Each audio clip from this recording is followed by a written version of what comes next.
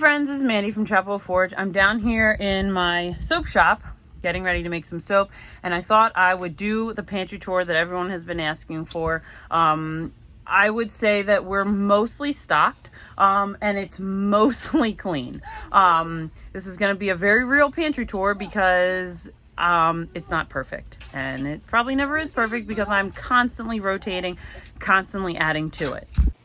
All right, so this is our basement storage. Basically over here, I keep egg cartons, extra fruit baskets, I cure my soap, brown paper bags to get people their orders in, and in early spring, late winter, this is also my seed growing shelf. You see my lights there, my seed mats, etc. These are just extra jars that are not in their home. Our freeze dryers down here, and then this is where I make soap.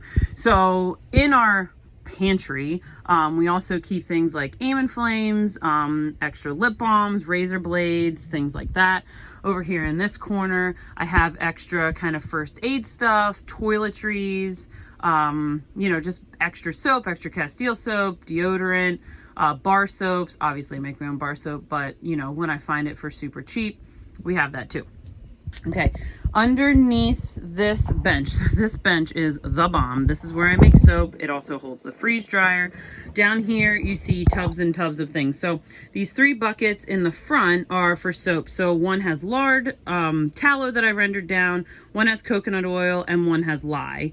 And then I keep some other backups back here. So like this one has sugar, that one has potato flakes, that bucket back there has popcorn.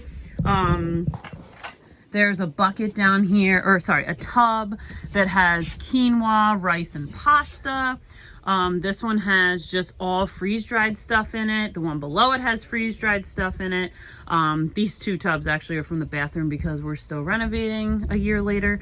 Yeah, so that barrel back there, we love those barrels. And it looks like that one has, hold on.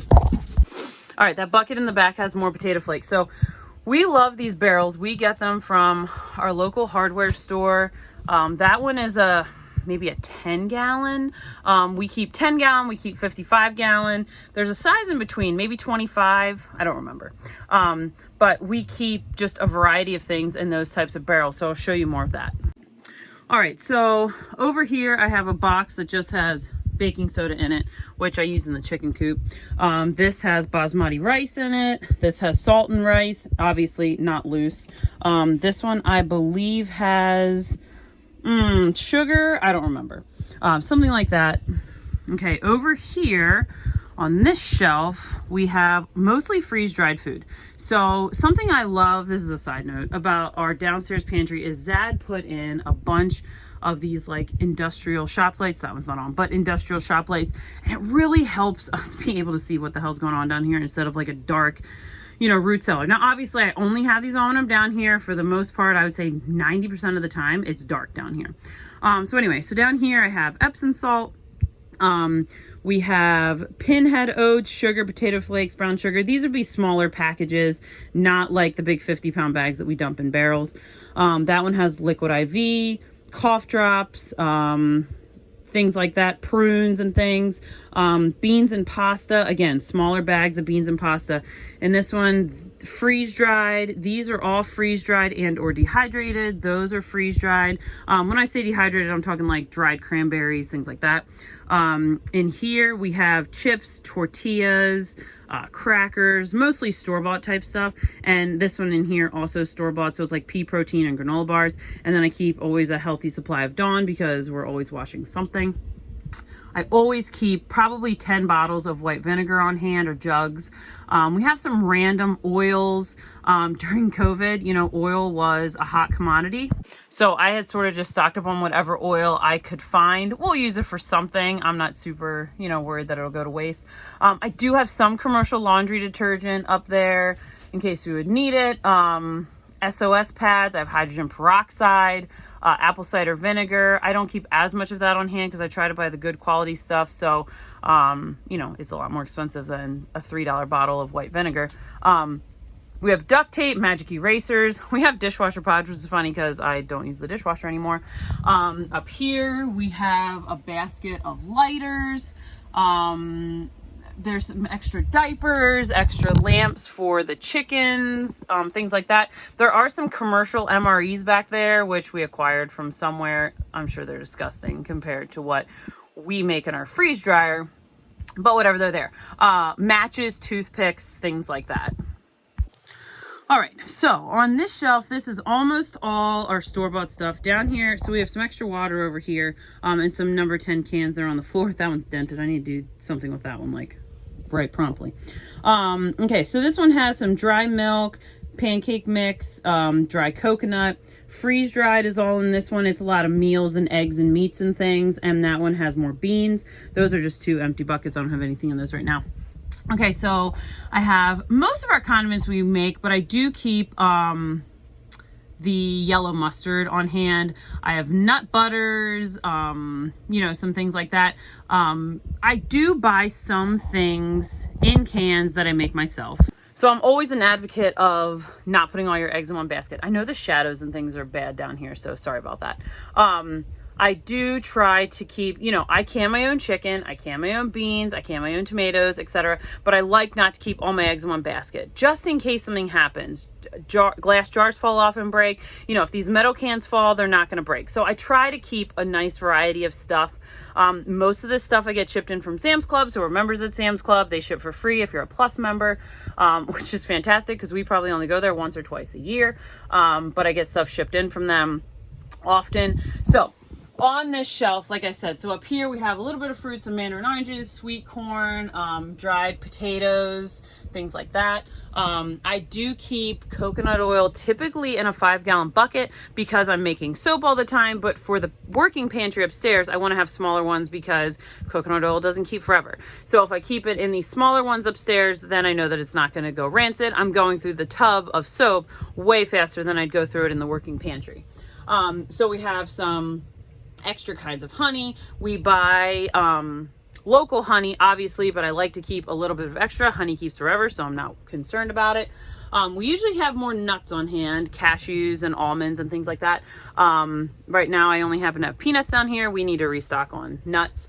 I also keep a healthy supply of canned meats. I know someone's going to judge me about this spam, because if you follow us, you know we've been on a health journey now since December when Zad had his heart attack, but spam is just one of those things that it keeps forever. If we have to fill bellies, it's there. Frankly, we like the taste of it, and I feel like if 98% of our diet is clean, then we can have a piece of spam once in a while and it's all going to be fine. We also keep canned tuna. I think there's some canned salmon back there. We have canned chicken and sardines. I'm not a fan of sardines, but when they pack 22 grams of protein in a half a cup, it's worth keeping on hand, especially in a, you know, bad times, it would be there. All right, I mentioned the number 10 cans. I do have some number 10 cans on here. These are things that I am going to likely this winter put in the freeze dryer and then recan into smaller packages. My hair is a frazzly mess today. So I will work on that probably this winter, but they're here and I can work on those at any time. They're dated like years ahead, so I'm not worried about it. I have cocoa powder back there. We have some Lipton tea bags. I know that they're junk tea bags, but again, during COVID, it was really hard to find that kind of stuff, so I had really stocked up. And if, again, we were in a really bad situation and we had water and we were just tired of drinking water, the tea at least would give it some flavor. So we have that. Some things that I can't get from Sam's Club, like in cans, we will get from Wegmans and just get their brand. And it's pretty inexpensive. So we have some pineapple slices here. Lemon juice. I always keep a healthy supply of lemon juice because there's a lot of canning recipes that call for it. Like I said, I can my own beans, but I do keep some that are in aluminum cans so that, you know, like I said, if my shelf falls, Lord forbid, I would cry for days, but I'd have some backups. Black olives, my husband loves black olives, so we buy those by the case, not really case, the pack. Peas, diced tomatoes, some tomato sauce, peppers and tomatoes, refried beans. Again, all things I could make myself, but I don't like to put all my eggs in one basket. I have some junk coffee down here, which I pretty much use for making soap, because in soap, who cares? You're not drinking the coffee. So it is perfect for making soap. We usually have a couple jugs of maple syrup on hand. It keeps forever, really, forever enough. that we keep a few jars of that on hand. We have some pure fruit juices like cranberry juice and things like that. Protein powder, peanut butter protein powder. I always keep that on hand. It's great for throwing in smoothies. And again, in a really bad situation where we needed to get a lot of protein in us, is a quick, tasty way to get protein in you. I do have some soy sauce here, which is probably from pre-heart attack. We don't really use soy sauce that much. But that's still down here. I have some tubs of pretzels, and then over here, these little random ice cream containers have water glass eggs in them. So obviously too, we have frozen and cold storage. So I will show you what that looks like. Pay no attention to the rest of this room because we are working on converting it into like an office, studio, something space, and it just hasn't been a priority. So don't judge me. Okay, so we have 4 chest freezers and 2 upright freezers. And before you jump me about that, one of them is literally just goat milk because I need it frozen for soap. And otherwise, I don't care what you think about it. Just kidding. Okay, so that's what we have. So we have a deep freezer that's full of mostly pork. We have one that is mostly, and there's some space in here. So, you know, have that. This one is mostly bison and beef. I believe this one has, some bison. This has my freeze-dry tray rack in it. So I have a couple videos that I show about that, and I can link those below. This one has a little space too, which is exciting because we have 5 more turkeys coming down the pike here in about a minute. This one is just a lot of kind of squash, bananas, corn, vegetables, things like that. We're in the process, like I said, of making one of these deep freezers all for goat milk. So this fridge freezer has a great story. So my dad got a bonus when I was a kid, and this thing was like top of the line in like 1994. So we're over here sucking up some good electric with this thing, but it has served us well. So in this fridge, I have a lifetime supply of pickled eggs. We also keep extra milk down here. So we are using our goat milk mostly for soap at this point. I also use it to make cottage cheese, yogurt, things like that. But we buy milk from our local dairy at this point because we don't have a cow and we don't love drinking goat milk. I can do another video about that some other day. Anyway, I have other just sort of pickled things. That's mostly what this fridge is for, is just pickled business. Back here we have 2 more freezers. The safe's on here right now, so I'm not going to lift that up. But this one has like chicken, fish, stuff like that. And then that back one is all fruit. So strawberries, blueberries, peaches, stuff like that. Yeah, so that's how we keep all of our food in the cold storage. It was never an intention to have 2, 4, 5, 6 deep freezers. I often have to like think in my head, like, how many friggin' freezers do we have? But I had a really interesting conversation with Jessica at Three Rivers Homestead about this freezer situation. She had posted one day that they were talking about getting a walk-in freezer, and I subscribed to her Instagram. So I had talked to her about that really quick, and I never thought about the fact that like your little kids, your toddlers could get trapped in there. You know, because we were going to turn this disaster space into like a walk-in cooler, like build it ourselves. And I never thought about the fact that, you know, if the kids get stuck in there, they're stuck. And the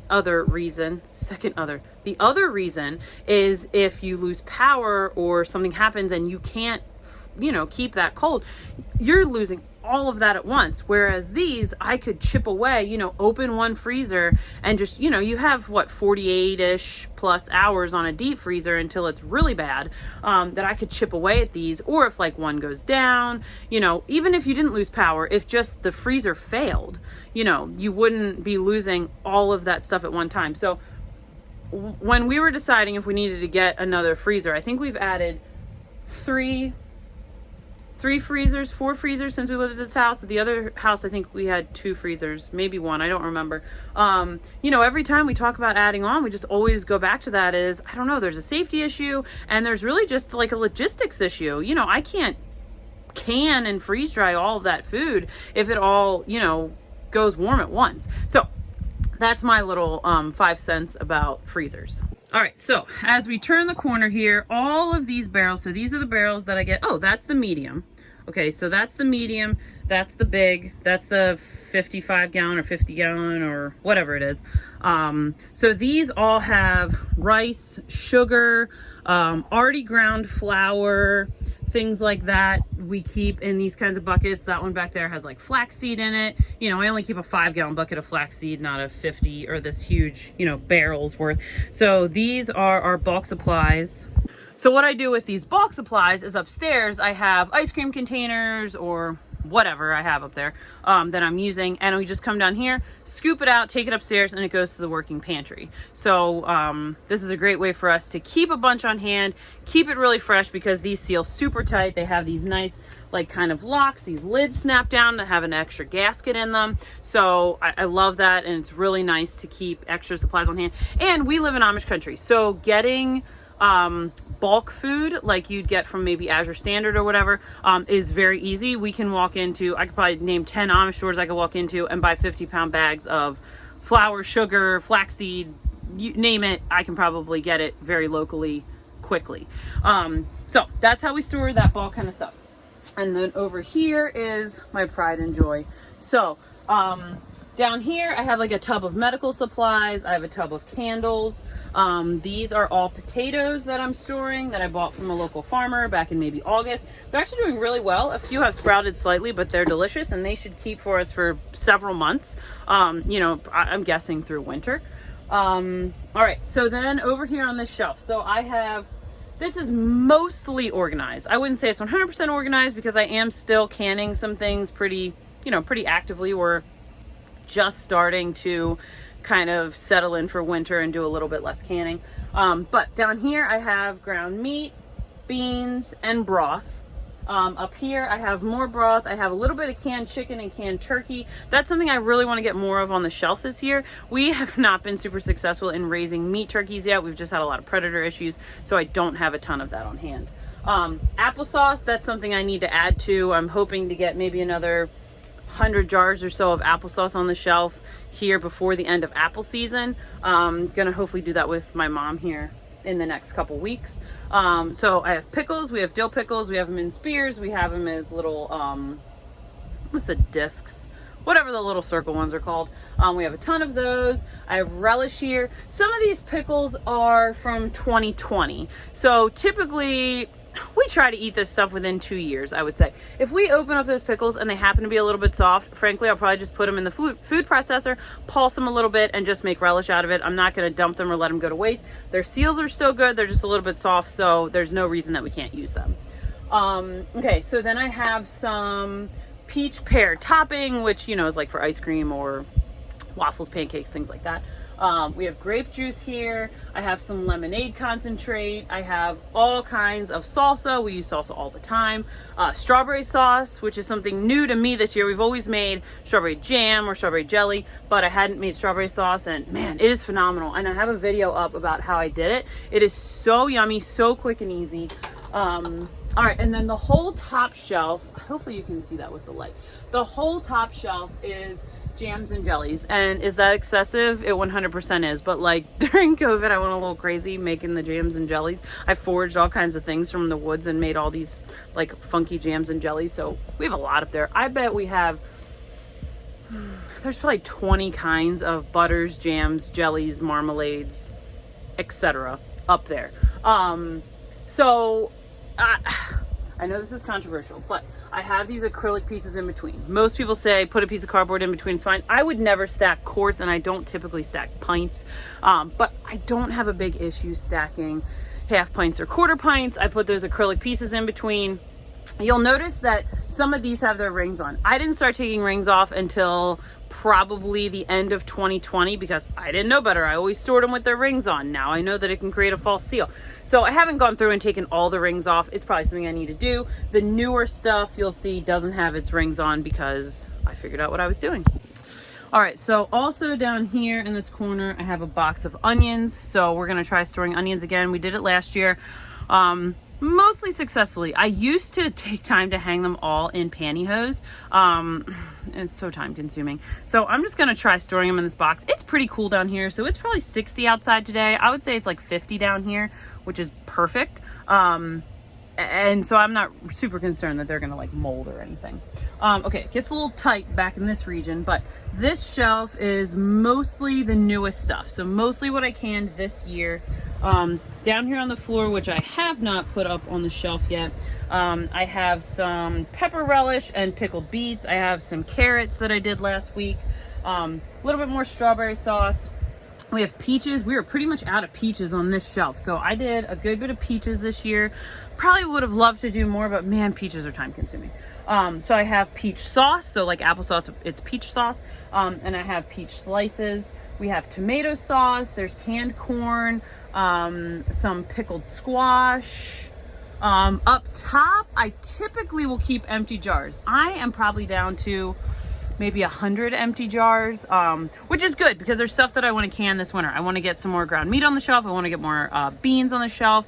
If you've watched my video about flash food, if you're local, I do try to find like strawberries and carrots on there a lot because the already peeled carrots are so easy to can. Last week I made these ginger rosemary carrots. Aren't they pretty?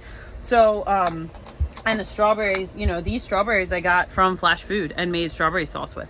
So I like to always have some empty jars on hand. Let's see. So then I have green beans, some more peaches. Like I said, this one is not as organized because it's kind of like the one that I've just been, take this to the basement so we can get the kitchen clear and keep moving. Let's see.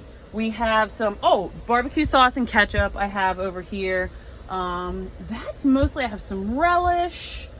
That's mostly it. And then down here on the floor, I keep all my Ziplocs. So I use these quart Ziplocs for freezing my goat milk soap. So I freeze that in 13-ounce packages and then it's ready to go for soap. Obviously I keep gallons and sandwich bags and all of that. We don't use Ziplocs really too often, but I do like to keep them on hand. Especially if I have to throw something in the freezer really quick, it's, you know, it's an option. I keep my extra rings down here, so they're sorted by regular and wide mouth. And then I have some amber jars for when we make like elderberry syrup or things like that. And then glass jars that, like gallon glass jars that we can store whatever, like I can put freeze-dried food in them or things like that.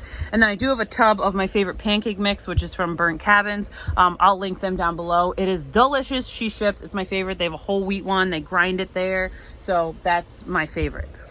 All right. So, the last thing that I always keep on hand is, and I am so like anti-hoarder. Like I'm super minimalist when it comes to like, not with food, obviously. But with other things. So I do keep my boxes that my jars come in because when I'm hauling them from downstairs, it is so much easier to put them in these, bring them down here, and then I can get them sorted on the shelf like this. So this shelf over here, the new stuff shelf, is gonna look like this shelf when I get to it, which will be, I don't know, sometime this winter. And if we don't get to it, who cares? I can see what it is. It's all clearly labeled. So hopefully this satisfied everyone's need to see our pantry.